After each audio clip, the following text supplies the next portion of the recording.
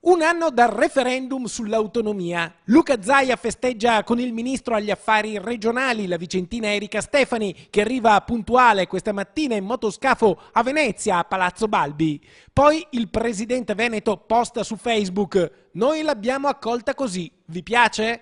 Il riferimento è al ministro, ma vale anche per la bozza sull'autonomia, che è appena stata presentata al Premier. Oggi il contratto è pronto dal 2 ottobre e quindi l'attesa per noi inizia dal 2 ottobre, ce l'ha sul tavolo il Presidente del Consiglio, è un bel contratto perché parla di 23 materie ed è solido per un'autonomia vera. Sull'autonomia non si scherza, lo dice chiaro e tondo il governatore Luca Zaia dopo l'incontro con Erika Stefani, incontro ufficiale perché poi i due, smessi i panni istituzionali, sono amici, si danno del tu, anzi del ti.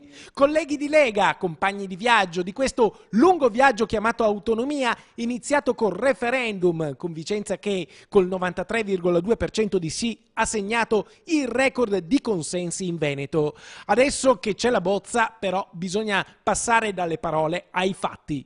Ci aspettiamo celerità, i veneti sono abituati a fare le cose, sono pragmatici, hanno avuto il coraggio di fare un referendum, lo hanno vinto, ci siamo addirittura autoimposti il quorum, lo abbiamo sorpassato arrivando al 60% dell'affluenza alle urne, adesso si va davanti.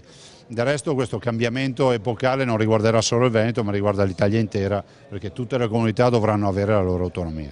All'invito lanciato da Luca Zaia a far presto risponde subito Matteo Salvini, che puntualizza: l'accordo sull'autonomia di Veneto e Lombardia andrà in una delle prossime riunioni del Consiglio dei Ministri.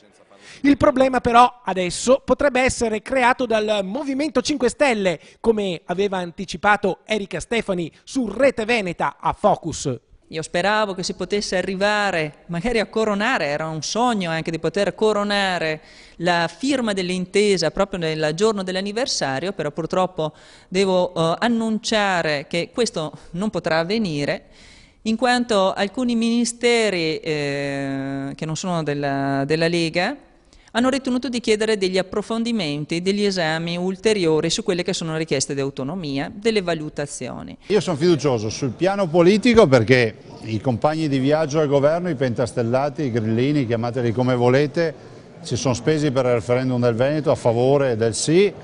Sono gli stessi che hanno firmato con noi un contratto di governo che prevede l'autonomia del Veneto, sono gli stessi che hanno votato con noi un DEF che prevede l'autonomia del Veneto e della Lombardia e di chi ne ha fatto richiesta.